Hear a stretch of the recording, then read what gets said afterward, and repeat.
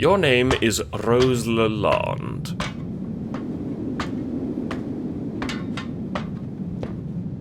You're presently climbing a very tall ladder up towards your first gate, out of spite for your friend Dave, and apparently his bird clone as well.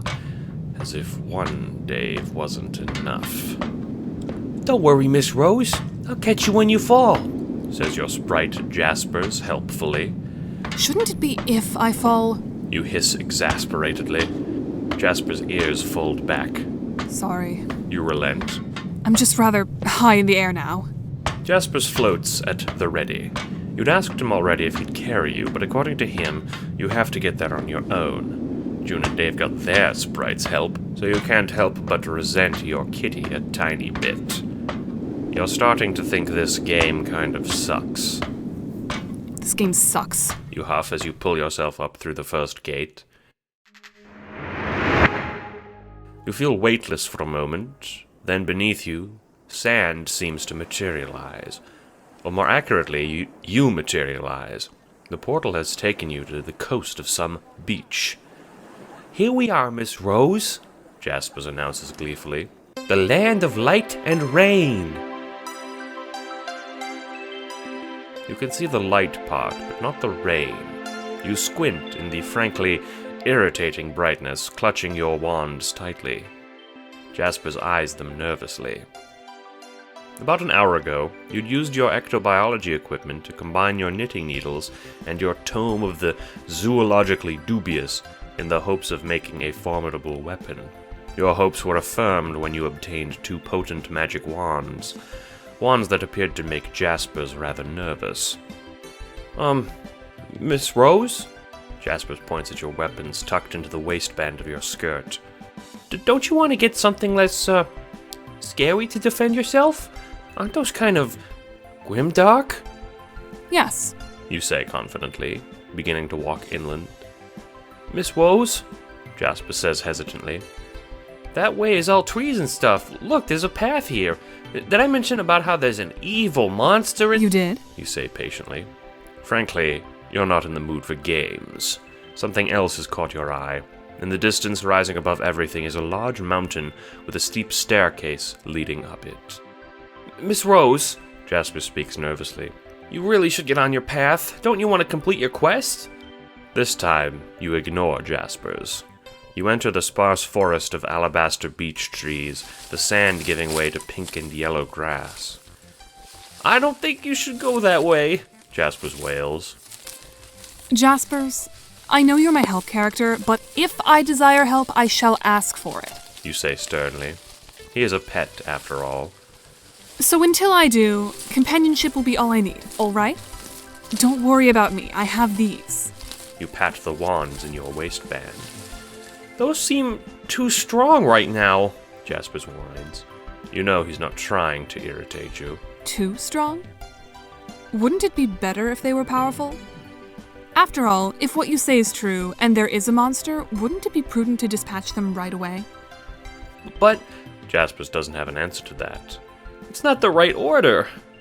You roll your eyes. You emerge from the forest at the foot of the mountain you'd seen in the distance after about 10 minutes' walk, placing your hand on the rock. Marble. You're familiar with this, comprising your floors at home. You walk around the base of the mountain, searching for the staircase you'd seen. It's just, there's a certain order you're supposed to do these things in, Jasper says, unsure of himself. First, you find the first village, and then you fight the beast on the mountain. There's a beast on this mountain? You find stairs and begin traipsing up them. You notice there are no enemies around here.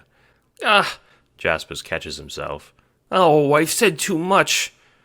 All the better, you think, to try these wands. You're not thinking of using those wands, are you, Miss Rose? Remember, you nearly burnt my fur off. You smile fondly. Upon alchemizing them on your roof, you'd immediately tested them, pointing the tips together at the chimney above your mother's fireplace. Upon focusing, 2 black blasts of energy had shot out, obliterating the bricks into atoms. I do remember. You say. You look out over the land from halfway up. You appear to be on a small island, smoke rising from the distance, coming out from little quaint thatched-roof cottages. Surrounding the island is the same pastel-colored water that surrounded your home. Quite a hike. You remark, huffing.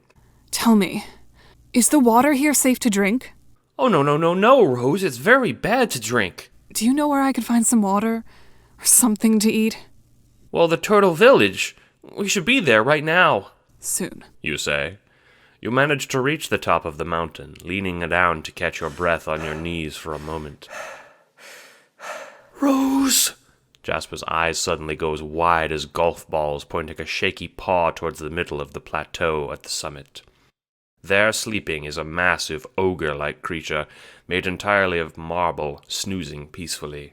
You crouch low, narrowing your eyes. We need to leave, Rose. That's a marble uber ogre. He'll knock you flat. Jasper's wheezes, racked with fear. I think I can take him. You reason, much to Jasper's terror. Before your kitty companion can stop you, you step forth. As you do, the ogre turns over. He must be at least 15 feet tall. His head would easily clear the roof of your home, each leg making the plateau around you rumble with each heaving step, as he regards you like a playground child might look at an ant. He opens his foul mouth to speak, voice reverberating across the sparse forest of white beeches. Oh, I am lord of this mountain. Who dares disturb my sleep? You don't let the ogre finish, aiming both wands squarely at his head, braining him in milliseconds. You shield your eyes as shards of marble rain down and brace yourself as the giant topples sideways onto the mountain, motionless. Moments later, he explodes into grist. Rose, are you okay? Jaspers hugs you with his arms and tentacles tightly, but you shoo him away. Don't be silly. You comfort. I was never in any danger. You have a seat on the ground, fishing your phone from your waistband, primly placing the wands back where they belong. Hello, all. I have made a rapid grist windfall. Please use this for something constructive. Tight. Thanks, Rose. It appears the ectobiology system is somewhat broken. An oversight, I'd say. I think I've just inadvertently broken the sequence of a fairly important quest. Oh, jeez. Were you supposed to do that? I doubt it matters. Finishing is the only thing we need to accomplish. According to my sprite, the goal is to challenge this Black King. I figure the more time we have to spare, the better. I agree with Rose. Blazing through and getting some OP weapons seems like the best option. This isn't a game after all. This is like our lives. Still, be careful. Stuff like that can mess up games too. Like when you soft-lock yourself by doing glitches. Noted. Thank you, June. June? Yes, John likes to be called June. Cute. Oh, well, it's okay. It's not a big deal. It's just sort of a nice name that the trolls called me. I'll call you whatever you want. A John by any other name and all that shit. Dear God, everyone. Batten down the hatches, Dave has made a classical literary reference. I fear we may be in some fashion of bizarro world. Lol. Eat shit. I do need a favor, Dave. Can you put an ectobiologizer down where I am now? No can do, Rose. Once we leave our houses, we can't see each other anymore. But there are machines in towns and such. Got it. Thank you. Looks like your course is clear. Head to the Turtle Village Jaspers spoke of. You stand, but oddly your phone buzzes again. Hello. You are in danger. Goodbye. No, wait. I assume because you have not blocked me, you are indeed waiting, so I will just say you are on a dangerous course, Miss Lalonde. Didn't ask. You're a troll, then? You know my name and you're not dead on my old planet? Yes.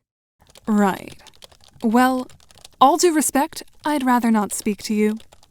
Oh, I see. Then you have changed your mind since our last meeting, then. We have not had a last meeting. Wait, you trolls can somehow speak to us out of order, right? Yes, but I do not cotton to that nonsense. We just spoke a moment ago. I have no idea to what you're referring. Please be specific about your complaint, and for the love of God, tell me your name.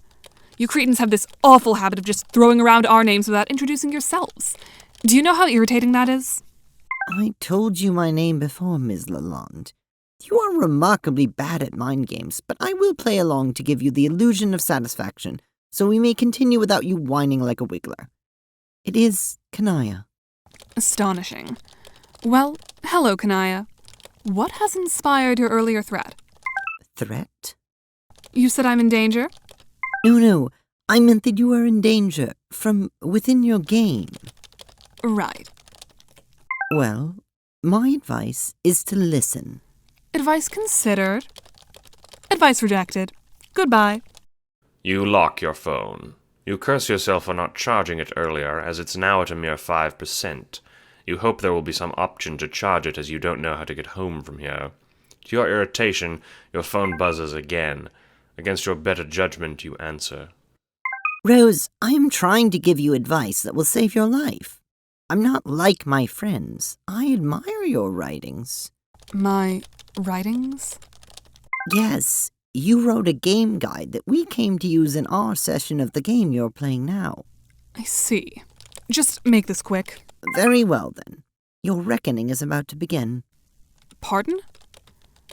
Our reckoning isn't even close. The Black King has to be in danger for that to happen.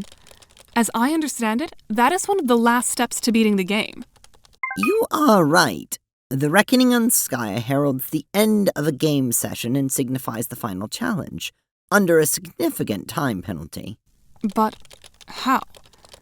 Is it because I'm finishing the game too early? Indirectly. Good lord, Kanaya. Do you have to explain things in such meandering paragraphs? I have an economy of time left on this battery charge. Okay. That is amusing coming from you. But okay. I will be brief then, your human highness. Ugh. You're nervous now. 1% left. You have a feeling Kanaya isn't fucking with you, and the earlier reckoning is bad news. Here is my advice condensed in the smallest possible format. Do not allow the little man to perish. And with that, your screen goes blank. You groan, putting your face in your hands. You hate electricity, Jaspers, you say sternly. fly me to Turtle Village. But Miss Rose, he stammers. Do it! You say. Your irritation is plain on your face, and you'll apologize for it later, but for now, Jaspers gathers you up, holding you in his secure tentacles as he flies you in a beeline towards the Turtle Village in the distance. Sadly, Jaspers drops you from about 20 feet up, and on the way down you hit your head on like 10 branches, knocking you out instantly. Your name is now Jack Noir. In your hand you hold the ring of orbs fourfold. In the palace, the Black Queen is a corpse. You're on top of Durst, grinning like a fool. We did it, boss! Ace cries, his little legs excitedly doing a jig underneath himself. Good job, boss. Says Queen, clapping you on the back, which makes you wince. Couldn't say it better myself. King finishes the congratulations, slipping his hand into yours, entwining them. With your free hand, you grasp Queen, who holds Ace, who completes the chain with King. To the suits! You cry, each of you raising your arms to the skies. You all cackle as Ace's feet leave the ground due to his diminutive height. But the job ain't over yet, You say, relinquishing your partner's hands, pinching the ring between your fingers. Inside the bar, your hideout, you slip the ring on. What happens next is electric. Inside your body, you feel a great well of power building, like a crackling force threatens to crack your shell from within. You gasp, crying out, and Queen catches you in his strong arms. When you steady yourself, you feel a surge of strength, accidentally toppling Queen's massive body to the ground. Watch it! He says, but his voice cuts off as he watches wings sprout from your back, tendrils from your ribs, a harlequin twist curling around your head and your feet. 3 of the 4 orbs glint on your ring. The power of 3 prototyped kernels flows through your black-shelled body. Your comrades watch in awe. Looks like you finally had to wear the hat in the end, huh, boss? King teases, which you respond to by smacking him upside the head good-naturedly. Ow! He exclaims. Oh, sorry. You say sheepishly. Didn't know my own strength. You look at your hands, or more accurately, hand. One of your arms now terminates at the shoulder. Ah! What the fuck? You cry, feeling at your arm. Relax, boss. King reassures, patting your missing limb, or where it should be.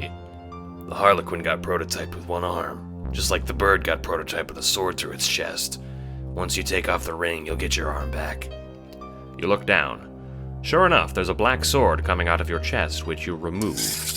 Like a sheath. Heh. Cool. You remark. Queen makes a face. Friggin' gross, He says. Doesn't that hurt? Nah. You say, resheathing the sword in your abdomen. I feel great. Well, what now then, guys? Ace says, blinking, looking from you to your cohorts. Well, King says, musing, scratching his chin all casual-like. You can't help feel a little excited. You love King's brain, and you can't wait to see what he's coyly come up with. we got one monarch, but why stop there? Our good fortune can keep keeping on. Maybe the Black King can be next. Maybe after that, the White Kingdom. You little fucking weasel. You say, giving King a much more light smack upside the head, now appropriately jocular. We could make this whole insipisphere ours. The rulers of the medium. Bitches, riches, and booze. Bitches, riches, and booze, Ace repeats. Queen conks the little fellow on the head. Don't fucking swear, Ace, Queen says sternly. There's something beautiful about that. You picture it. The whole of the medium under you and your boy's thumbs, kissing your shiny black feet. You want it. You've been held under the Queen's thumb for too long.